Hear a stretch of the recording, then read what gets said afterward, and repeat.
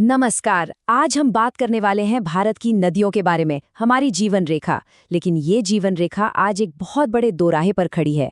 हम देखेंगे कि आखिर हालात इतने गंभीर क्यों हैं और एक ऐसी जबरदस्त योजना पर भी बात करेंगे जो शायद इनके भविष्य को पूरी तरह से बदल सकती है।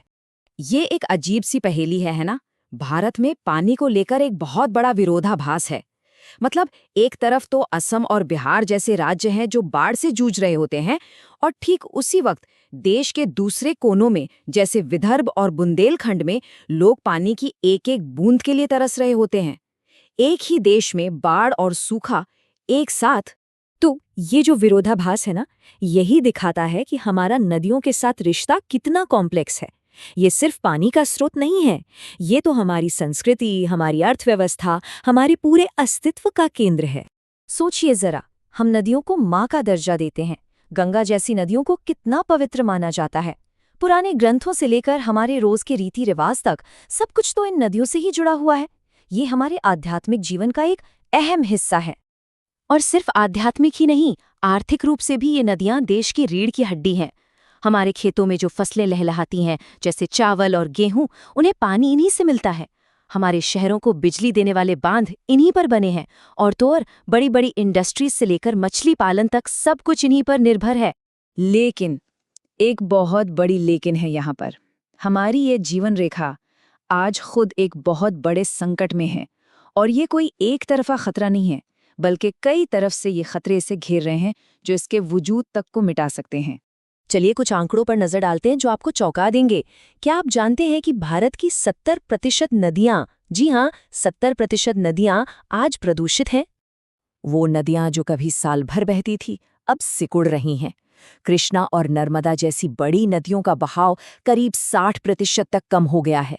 सोचिए, आधे से भी ज्यादा पानी गायब। और सिर्फ कृष्णा नर्मदा ही नहीं, दक्षिण भारत की जान कही जाने वाली कावेरी नदी का भी यही हाल है। इसका प्रवाह 40% तक घट गया है। नतीजा, कई जगहों पर अब ये सिर्फ बारिश के मौसम में ही बहती है। और जब नदियां मरती हैं तो उनमें रहने वाले जीव जंतु कैसे बचेंगे? 1970 से अब तक नदियों में रहने वाले जीवों की आबादी में 84% की भारी गिरावट आई है। ये एक इकोलॉजिकल तबाही से कम नहीं है। तो सवाल उठता है कि आखिर ये सब हो क्यों रहा है? वजह कई हैं।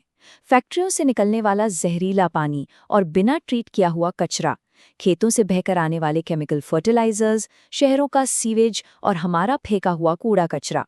इसके अलावा सिंचाई के लिए ज़रूरत से ज़्यादा पानी निकालना और अंधाधुंध जंगलों की कटाई, ये सब मिलकर हमारी नदियों का दम घोट रहे हैं। अब इतने बड़े संकट से निपटने के लिए एक बहुत बड़ा और शायद साहसिक कदम उठाने की बात हो रही है। भारत ने एक ऐसी योजना बनाई है जिसे दुनिया की सबसे बड़ी वाटर इंजीनियरिंग परियोजनाओं में से एक कहा जा सकता है। इसका नाम है नेशनल रिवर लिंकिंग प्रोजेक्ट या NRLP। इसका आइडिया बहुत सीधा है। जिन नदियों में सरप्लस यानी ज्यादा पानी है, उसे नहरों और जलाशयों का एक नेटवर्क बनाकर उन इलाकों तक पहुंचाना जहां पानी की भारी कमी है। मतलब बाढ़ वाले इलाके का पानी सूखे वाले इलाके तक पहुंचाना। इस पूरे प्रोजेक्ट को नेशनल वाटर डेवलपमेंट एजेंसी देख रही है और इसे 3 बड़े हिस्सों में बांटा गया है।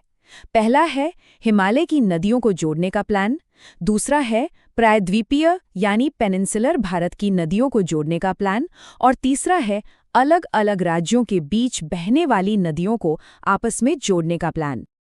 अब ये योजना सुनने में जितनी बड़ी और अच्छी लगती है, उतनी ही विवादित भी है।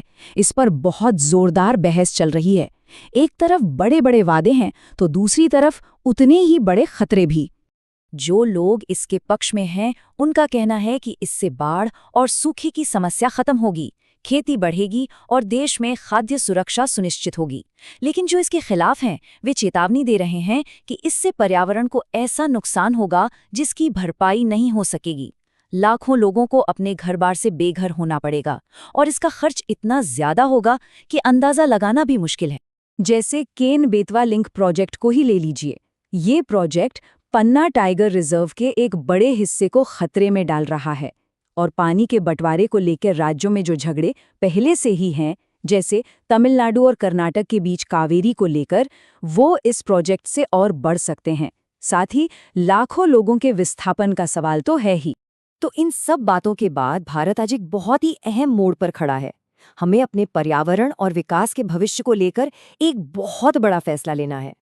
ये पूरी बहस हमें सोचने पर मजबूर करती है कि आखिर विकास का मतलब क्या है। क्या हम प्रकृति के साथ छेड़छाड़ की कोई सीमा तय कर सकते हैं?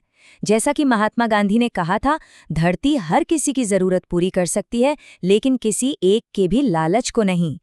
तो सबसे बड़ा सवाल यही है, क्या पानी के संकट का हल बड़ी बड़ी इंजीनियरिंग परियोजनाओं में है, या फिर हमें पहले नदियों के साथ अपने रिश्ते को ही फंडामेंटली यानी जड़ से बदलने की जरूरत है? आगे का रास्ता प्रकृति को जीतने का होगा या उसके साथ मिलकर जीने का? इसी सवाल के जवाब में भारत के पानी का भविष्य छिपा है।